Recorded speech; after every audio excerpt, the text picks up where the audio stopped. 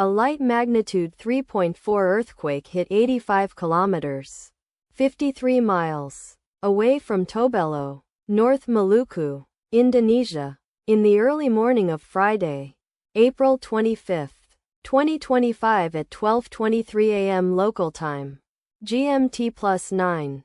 The depth of the quake could not be determined, but is assumed to be shallow. The quake was not felt, or at least not reported so.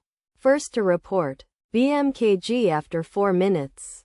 The earthquake occurred 5 days after a magnitude 4.8 earthquake had hit on Sunday, April 20, 2025, at 8:06 a.m. local time.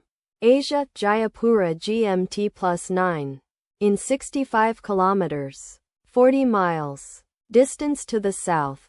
Data source from volcano discovery. Do you feel it? Let us pray. May the earthquake that occurred not affect our brothers and sisters there. And may the earthquake not happen again. Amen.